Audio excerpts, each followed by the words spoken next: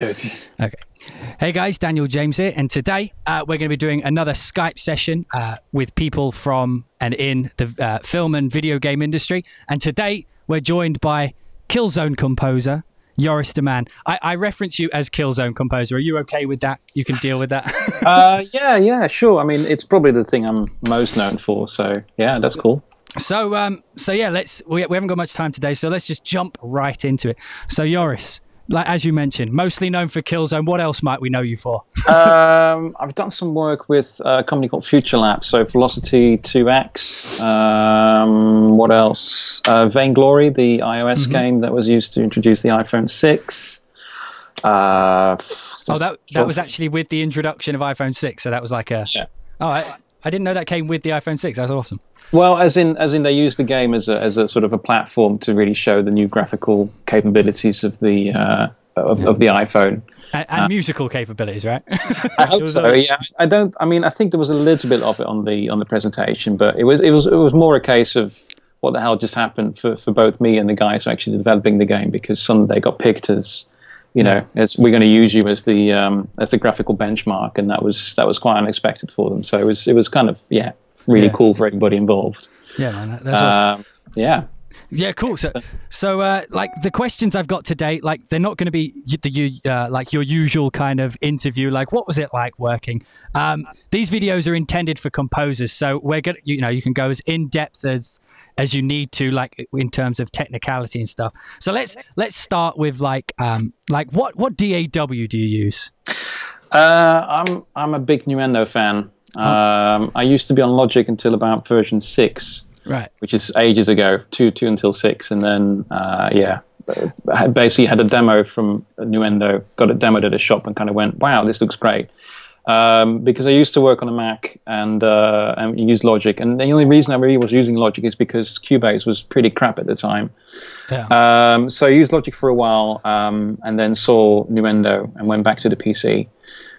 Stayed there for a very long time, and I'm just about to go back on the Mac again. Oh, good lad. You had me worried there for a second. I was like, PC, what is this? No, yeah. No. So you started with Logic. Why did you move off? Just wasn't your thing, or Nuendo just felt more better? Well, I learned my trade on an Atari with Pro 24 and the original Cubase, and then switched to Mac just because I wanted to sort of have audio capabilities.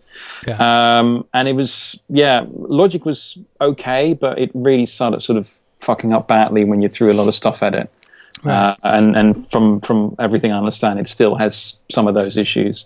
And just little, I'm all about workflow, and there was certain elements like Cubase or Nuendo, the key editor is fantastic. You can see all your automation lanes. If you got modulation, expression, volume, whatever, you can really easily create multiple lanes. If you do that in Logic, you have to kind of do that in a separate window or try and stack them together, and it just all seems a bit convoluted. You should try using Ableton Live. Yeah. How does it stack up against Cubase? Because I know that the most common obviously are Logic, Cubase, and then maybe Pro Tools. So how does Nuendo stack up against Cubase specifically? Because I know that's what most people if you don't know Nuendo, by the way, it's kind of like the big brother to Cubase. That's probably the best way of saying it, right? It is virtually the same. I think when you're composing, there isn't really a massive difference. I think Nuendo is slightly more stable at higher loads. It's got the engine is pretty much the same. The video engine is different though. So if you're working to picture and you're really cranking it out in terms of CPU power, what I've noticed just demoing them side by side is that there's less breakup when it's really pushed really hard. But I think if you're just composing, then I don't think you're actually going to notice any massive difference. If you're doing any sort of post or any sound design work, then there's a few things in there that are really useful with regards to exporting. And now recently, they've done some integration with WIs, and there's lots of little cool things that make a difference. And if you're doing more than 5.1, which actually I'm not, but there's stuff in there that's really useful. But I could probably, if I had to buy it all again, I would probably go for Cubase, were it not for the fact that I've got a Nuendo license, and I might as well just keep going on that. So yeah, so like in terms of you know, the daily grind of a composer. There's not that much difference. It just, I like the sound of the Wise implementation. I didn't know it had that. That's kind of cool. Yeah, it's got a few tricks up its sleeve with regards to when you're doing lots of things with audio, or like this WI's integration looks really good. It's just funny that since it's come out, I've not done any. I mean, I haven't done any projects with Wise for a long time.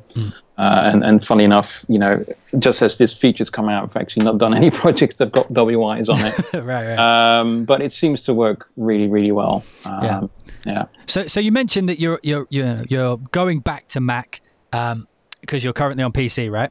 So do you work just within one machine, or do you have like a slave machine? How do you host your samples and I've such? got one main machine, which the PC I built myself. Which your funny bare enough, hands.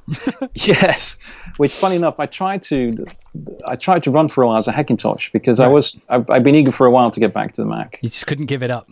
I couldn't give it up. No, I really prefer the OS for many reasons. So I thought, well, I'll give this Hackintosh thing a go.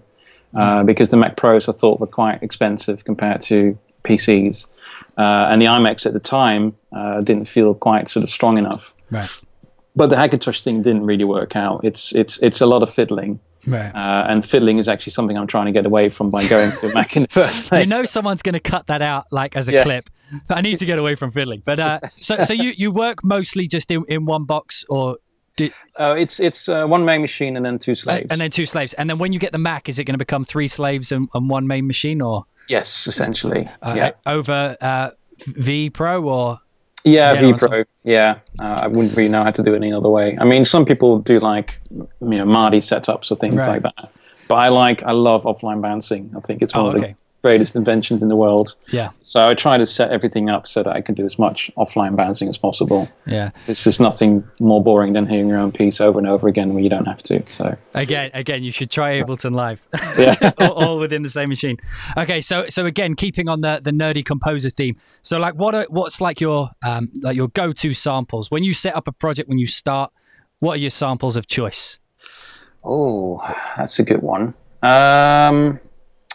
Well, let's start orchestrally. Let's start with the orchestra. Yeah, well, interesting enough, one of the things, and this has been sort of my to-go-to thing for a long while. One of the things I use for brass, which I don't think many people use, is Wallander, which is an old plugin. It's not actually sample-based. It's sort of, I'm trying to remember what the virtual modeling, right? Yeah, but it's not sample-based. It's sort of like it's modal synthesis, so it's almost like an additive type affair. It's one of those things that if you download the demo, you kind of go, what? Because it doesn't sound great out of the box. But it's actually fairly old, and it is starting to show its age a little bit. But in terms of expression, there's nothing quite like it, apart from perhaps something from sample modeling, right? Which is really good. How about strings? What's the go-to? Strings. Well, I'm quite old school. Coca-Cola. Sorry, I just saw you had a Coca-Cola in your hand. I was like, sorry, there's not any sort of marketing going on here. But well, funny enough, I'm using a lot of old shit, to be honest. I used to have the. This is because I started on Giga Studio, as I'm sure you know a lot of people following this might have done at some point. And so I bought into the VSL Pro Cube ages ago, and then I also bought Sonic Implants, the strings. Yep. So I built a couple of patches because when interesting things started happening with Contact, with the scripting where you can essentially create like 6 round robins from samples that might only have 2 or 3 ones by doing the pitching trick, etc. I started creating some sort of layer patches that use that and the VSL stuff, because the VSL stuff, it doesn't sound big, but it's really well recorded and it's very malleable. So there's a lot you can do to it. It doesn't have all the fancy microphone positions, but I find that a lot of time I don't really need that anyway. I just, because if you set up a mix well and you set your reverbs up well, and I'm a big fan of Altiverb that I use a lot, then in my mind I can get sort of quite a good sound going with just that without needing all the fancy mic positions. So you mentioned you use Convolution Reverb. Are you much? Do you ever use an algorithmic one? Do you ever get stuck into those? I've got the lexicons, which I think are great. Yeah. I demoed the Valhalla stuff recently, which I thought it's really good for artificial stuff. I really like it for like long reverbs. I'm not too keen on it for sort of realistic stuff. I still think the Lexiverb just sounds way better. I totally agree. I like most people in the chat room wouldn't know this, but me and Joris occasionally share sound designs, and most of the sound designs I send him are using the Valhalla reverb. Like mostly because the room it's set up in, like when you load the plugin, is pretty decent, isn't it? And you just have that time dial, so you could just make it go infinite without any effort whatsoever, and it just sounds cool. So if you do like a big boom or something, you know. Is that the vintage one or the room Valhalla room? Yeah. Because you can have the dark room and the shimmer room. I don't know what they call them, but yeah, it's really decent for sound design stuff. So speaking of like synths and sound design, so just going back to the samples. So like quickly, what's the percussion of choice? Like if you want to go big, you want to go hard. Again, I'm quite old school. I still really like Project Sam. I find myself having just nearly pulled my headphones out then. Having tried some of the other ones. I just found that, like the snares, I love the snares. I just think they're they've got a great sound. Yeah, I still use those too. The bass drums, I've got a sort of a setup where I set up an EQ just to really kind of push that sort of 40, 50 hertz region. Yeah. And then a bit of saturation at the end. And I just get like these sort of, you know, dare I say it, Zimmer-like booms that I haven't been able to get from anything else really. So absolutely, yeah. So what about synths? What's the go-to synths? I've got a hardware Virus Snow, which is really nice. It's got a very particular sound that I haven't really found in like a certain punchiness. I haven't really found in anything apart from all the Yui stuff. So I've got Zebra, which I think is probably my go-to synth. Omnisphere is great for padding, and I really love now in Omnisphere 2 that you can put in your own samples. That with the granular synthesis is just like heaven. Yeah, it's like it's really, really good. I haven't got Diva yet, but I think that will probably be my next purchase if I would go for anything. It's a decent one. It's definitely worth picking up. For sure. Yeah. I love all the Native Instrument stuff. So Reactor is one of my go-to synths if I want anything that, you know, that's a bit out there and do some sound design, because there's so many ensembles you can choose from. But things like Scanner is great to kind of. Are you on Reactor 6 yet, or? Not yet. I'm it's modular now, rearing to go. Yeah, I've just not had a chance to switch over yet. But okay. Yeah. Have you got more? Or yeah, I was going to say there's a few golden oldies. Surge. I don't know it. It does. What's really cool about it, it does this pulse width modulation, but it can do it with any waveform. So whatever waveform you kind of shape, and it can do everything from then it can pulse width modulate that, and it's it's an oldie, but it's pretty good. It's got a very particular sound to it. So are you a firm believer that everything like this is kind of my mantra, but like every synth, like even though every synth can kind of do every sound, like each synth has a specific thing it does really well, you know what I mean? Like, so this does those bleepy bloopy sounds, this does the hard bass, even though they can both do the same sound. It's like Omnisphere, for example, it's easier to get like these big epic pads and these arpeggios going just because it's laid out for that, whereas Diva can get those analog synthy sounds. Zebra can get those really modular kind of hard sounds, you know. It's like, do you find that? I mean, absolutely, yeah, because there's just certain things that have a bottom end. In the same way, like I've got an old Waldorf microwave sitting in my rack here, which is like, it cuts through, you know, it's like cutting a knife through butter.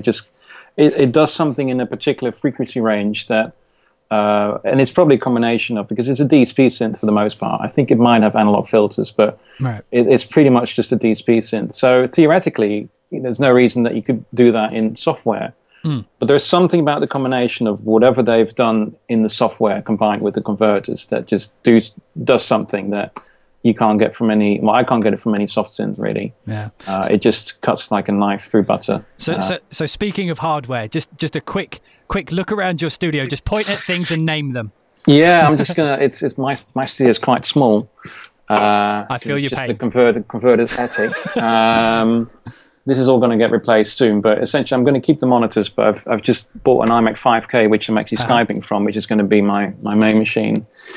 You can't really see, but I've got an Apollo here, an Apollo Quad, which I'm really loving at the moment. I think the recording is great on it. An old Roland SRV 330 Space Reverb, which is really nice, actually. It's one of the only decent reverbs that Roland's ever done. They were trying to sort of do a box that could do a little bit of everything. So it can be a bit lexiconish when it wants to be, but it also does 3D RSS. They used to have this thing called Roland Sound Space, which does sort of head-related transfer function, 3D panning, and all that stuff. And it does that with nonlinear reverbs, which is a really particular sound. So occasionally I'll whack that on if I need something funny. I've got a Wacom tablet that I never use, but I bought it because I wanted to use it with Metasynth, which is one of my other big faves on the Mac. SPL surround monitor controller, Genelex. I've got a Genelec 5.1 setup with a sub. Then I'm just trying to see what you can see.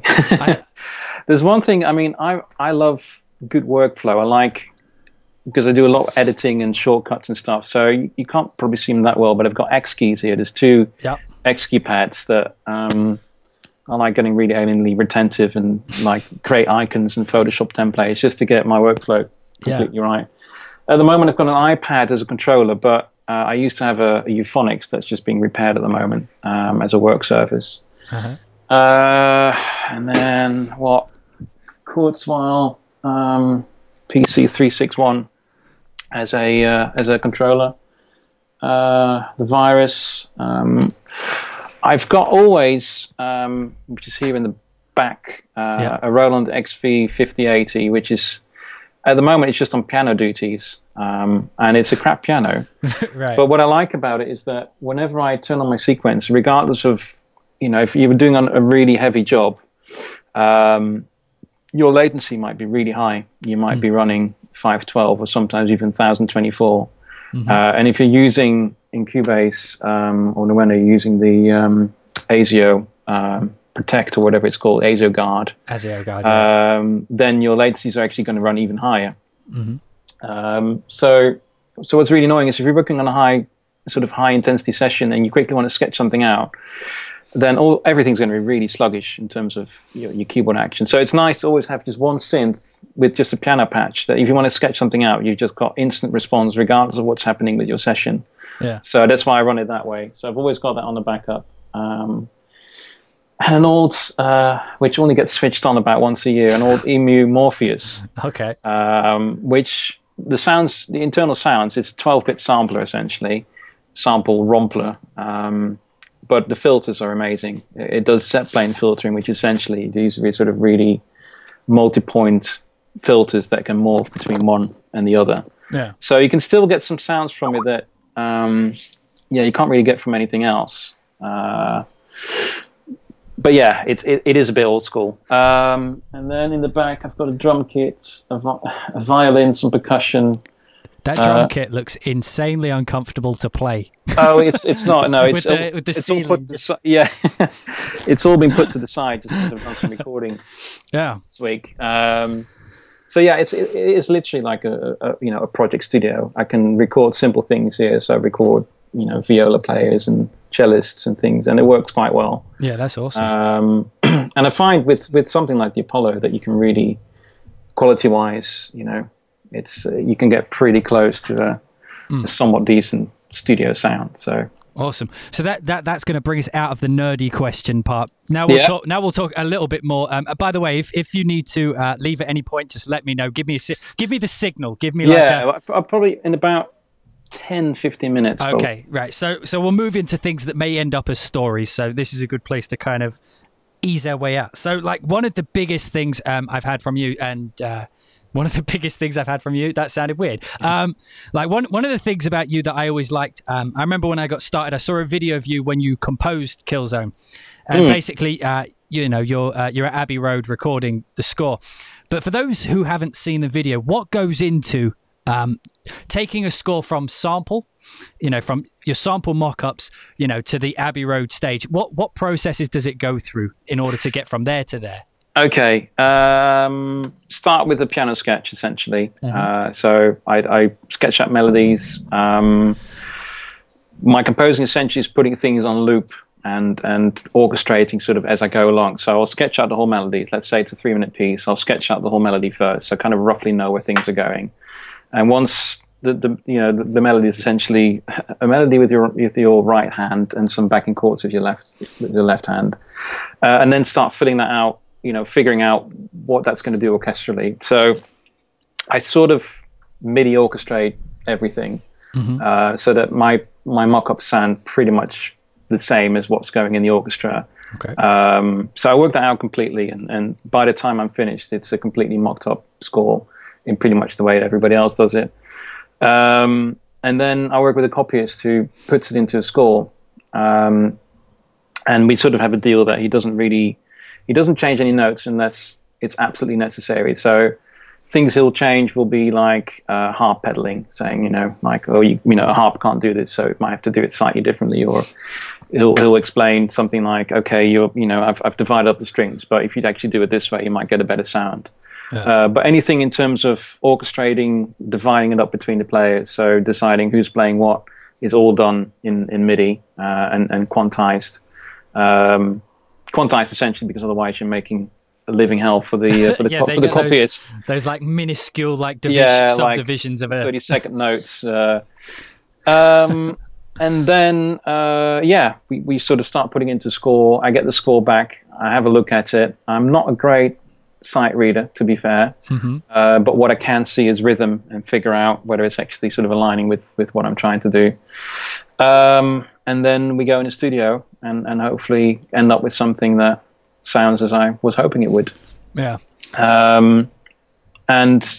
It's usually quite a stressful process, because a lot of the orchestral music I've done has usually been for cutscenes, and as you might know, cutscenes always come at the end of the game. Yeah. So there's always a massive squeeze. Like my experience of working on games in general has been on the bigger games is quite a lot of time at the beginning working on the in-game music, because a lot of it is interactive. There's quite a lot of trial and error in trying to make that work and figuring out how we're going to do it, what music system are we using. Usually that's, in my case, that's always been sort of proprietary, so you're kind of wrestling with the programmers to get as much functionality as you can.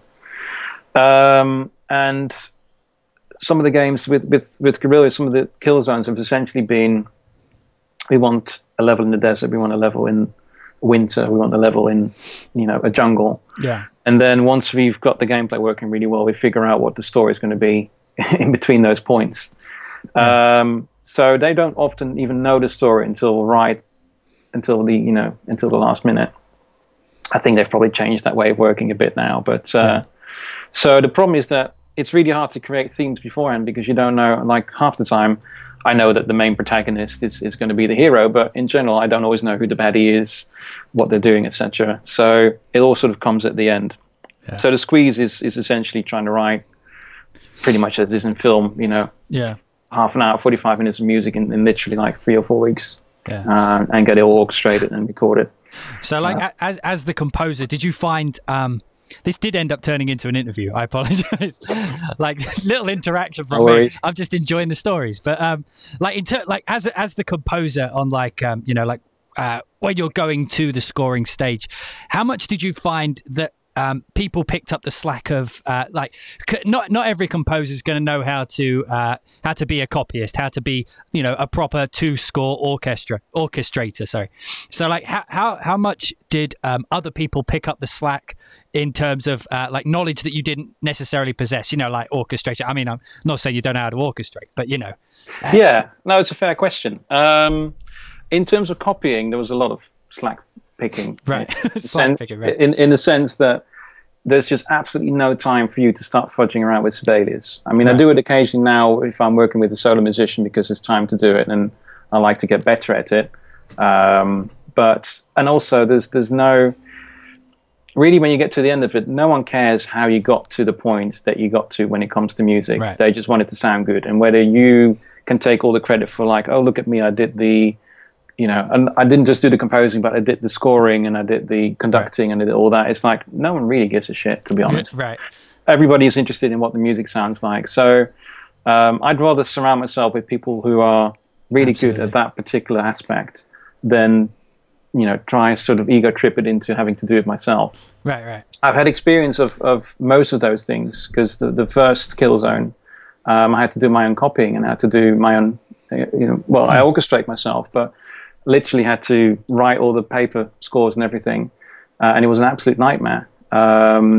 So knowing that, I thought, well, why go through all that again when I can hire someone who's much better at it and actually enjoys it, and can help me do my work even better. But when it comes to orchestrating, I would say 99% of it is orchestrated by me, in the sense that what you hear is 99% the mock-up and what I created originally. And some things might have been moved around just because it makes more sense. Like certain things like harp and chord writing can be quite tricky to know. You know, if you get someone who's really experienced, like the guy I work with, who's incidentally called Johnny Williams, but not related. not that John Williams, all right. But he's a really, you know, really ace choir director. And so you can instantly look at something and say, well, you know, this seems to be really bottom heavy, for example. There's too much going on in the lower register. You're not doing enough in the higher register. So if I just, and usually it just can be as simple as transpositions, where you transpose something up. Right. Or invert a chord up. So essentially you still have the same chord. It's just it's inverted in such a way that it works much better with the choir. Right. Those things are really helpful. So awesome. So I'm going to ask like one or two like final questions, and then if it's okay with you, we'll open it up to the chat room and let them just ask a few quick fire questions. So chat room, there is a bit of a delay, so I have to ask them in advance. So chat room, if you have questions for Joris, please ask them now. I already see one that I'm dying to answer. Sure, read out the name as well. Ambient Dave, Joris, how do you manage your time? Badly. That's every composer ever.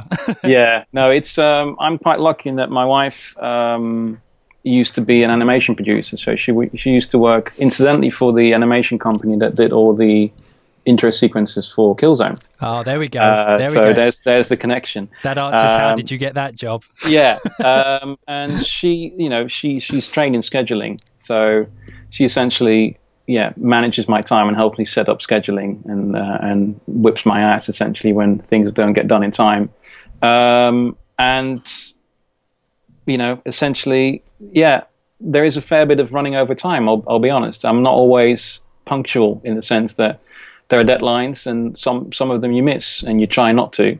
Yeah. I don't miss them constantly, but you know, there have been times when I've run over seriously. And usually, what happens during a project is that as you start hitting your stride with it, you start getting closer and closer to, you know, the deadlines that you need to be. Initially, at the beginning, you might be, you know, they're going, well, we don't quite like what you're doing here, but we like what you're doing there. So can you do another version? Can you do another version? And then obviously at that beginning end, you're going to start running over on things. Usually in sort of the middle of the project, you start hitting your stride and you start hitting those milestones and deadlines. But the other side of it is abject fear and and the fact that you need to get paid. So it really boils down to essentially looking at a piece of music and saying, well, let's say it's a 3.5 minute piece of music. Well, how long does it take to write? Well, theoretically, you should be looking at hopefully about a minute a day. That's sort of my aim. I don't always make that, but that's sort of what I go for. So if it's a 3-minute piece, I'll do 3 days plus contingency, because something might happen along the way.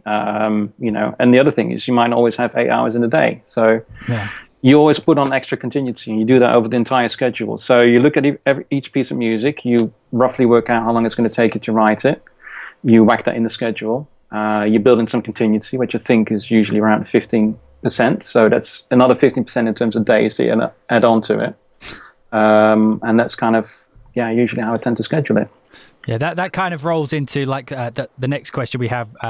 Hofian14, that's probably wrong, but he says, how many hours do you work a day? So, I mean, well, it used to be 12 to 14 hours a day, but that was before I had a kid. And also that was when, So now you work 28 hours a day. Like now. No, I actually work a lot less. I'm happy if I get 8 hours these days. Yeah, it's usually a lot less. I try to get 8 hours a day at the moment, but it's essentially the trick is, and this has taken me a long time to figure this out. The trick is not to try and get more hours a day in. The trick is to actually get more done in the hours that you have. Right. Some of my composer friends who are very successful manage to get things done in 7-8 hours a day. And so my thinking on it is slowly changing in that it used to be just like whacking the hours, and I used to work myself completely to fuckery. Like on Killzone 2, I in the last couple of weeks just before we were about to record, I broke my ankle. And I literally was composing on these cutscenes 12 to 14 hours a day with my leg up in the air, with one keyboard on this side and computer on the other side, and my back was absolutely killing me. And I remember in the last week, it was literally like work 14 hours, sleep for 3 hours, work for 14 hours, sleep for 3 hours, and it didn't matter whether the sleep was during the day or in the evening, or it was just continuous, just to try and get everything done. Because the scoring date is set, so there's no way to say, oh, I'm sorry guys, I didn't make it. It's like, no, there's an orchestra that's been booked, they're there, and if you know anything about how that works with orchestras, you got to book them months in advance. So you can't just say a couple of days or a week before, oh shit, can't make it. It's like, no, this money's been paid, this recording session's happening, so you just got to get it done. I was literally crying by the end of it. I was so exhausted. Man, that sounds intense. So I don't really, I've got a kid now, I've got a family. It's not really healthy to work that way, and I don't think you actually need to. It's about figuring out a way to work smarter, and sometimes that works and sometimes it doesn't. Okay, the next question is from Ruben Henkel. He says, Joris, were your compositions influenced by the sound design in Killzone? A little bit. It's quite hard to get influenced by things, because as you're working on something, it's influenced by, it's influenced by many things, but when you're working on the soundtrack, the game's also still in production. Right. So there might not necessarily be that much to listen to. Yeah. Like, on the Killzones, or a lot of games I worked on, half the time you're just looking at untextured grey graphics with models that you get the models that walk around like this. The head just goes like this, and so a lot of cutscenes, there's absolutely no emotional context to what you're doing, because the voice sounds like Stephen Hawking, because they've just used the speaking to do the dialogue. I've composed scenes like that too. Like the guy, like, I don't think people quite understand, but they give you the previs like cutscene where the model is still like this, and then they go up and they're like, we need this to feel emotional, and you've just got these two models like slide up to each other and just go. Yeah, it's essentially because they're posed, but they're not animated yet. Right, so, and all they've done is block out where they're going to go in the scene without any animation. So So the next question, and we'll only do one or two more because I know you're strapped for time. But 5 minutes, and then I gotta run off. Sure. So this actually rolls into a question I had. But Jarhead1211 asks, what's the best way of becoming a game composer? But that rolls into my question of do you have any advice for people who are looking to get into games specifically? It's such a hard question to answer, and I'll tell you why. I started I feel really old saying that, but I started about 20 years ago. And the industry, there wasn't even proper internet at the time when I started. So when I sent my first, and we're talking demo tapes, so my first demo tape, not even CDs, demo tapes around to game companies, there wasn't that, that connectivity with the internet that you can reach out to people and talk to them really quickly. So it's almost like, you're essentially, to ask that question, I'd almost have to start again and figure out how I would do it today. And I would have to say that it would be really fucking difficult. I think the main thing, what there is these days, is that there are huge communities of people doing Unity games, Unreal games. I would start with something small, because I think, and I used to do this a lot. My background is I started with demo groups. Essentially people programming on Ataris and Amigas, making something cool, not even games, but just like a spinning cube or something. Right. And one of the things that we wanted to make games, one of the things that always eluded us was the fact that we were thinking way too big. you know, instead of just doing something really simple but really interesting, trying to make these massive epic things with like, you know, an hour's worth of music. And someone who's interested in hiring is not going to sit through an hour of music. They got to get interested in the first couple of minutes. So I think there's two things to look at. One is a really strong demo reel. And the advice my old man always gave me is leave them wanting more. So don't give them too much. Don't give them, you know, your whole life story and an hour's worth of music. Give them 5 minutes and get them interested to the point that they go, that's really cool. I want to hear some more. Yeah. And so, I think that's the trick. And the other thing is, yeah, get involved with indie games. If you have the connections, or either through a university or a games course or whatever, to intern somewhere, or yeah, just to work at a games company and see how it works from the inside, then that's sort of probably the way I would be looking at it. Yeah. Well, that's awesome. So, like, we're going to move on to the last question now, and this one's from me. Feel free to answer it as cryptically as you like. But what is next for Joris de Man? What projects you got coming up in the future? This is always the fun question asking composers, because they can never answer it. But officially, obviously, I can't say anything. Right. The only thing I can say is that the game director has already mentioned that I'm working on it, and the game was announced on the E3. Oh. But to be honest, there's not going to be any prizes for guessing which game I'm working on next. It's pretty close to home, let's put it that way. Yeah, just looking at the history, I can think of a few things it might be, but there's some interesting things on the horizon, let's put it that way. I see what you did there. Anyway, I'd just like to take this opportunity now to thank Joris for for kindly dedicating his time today to talk to our chat room and talk in one of these weird Skype sessions, which is supposed to be conversations, but I end up making them interviews because. Well, thank you. No, it was really kind. I didn't want to interrupt you like I just did right then. Sorry. No, really nice, and yeah, I'll keep watching the Twitch feed a little bit. Okay. Say Twitcher feed. Yeah, I just got to cook some food at the moment. But yes, thank you very much. So yeah, so for those of you watching this on YouTube, if you're not subscribing already and you like these kinds of videos, please do subscribe. And again, thank you, Joris, for your time today, and I'll see everybody in the next video. All right, thanks, Dan. And then edit.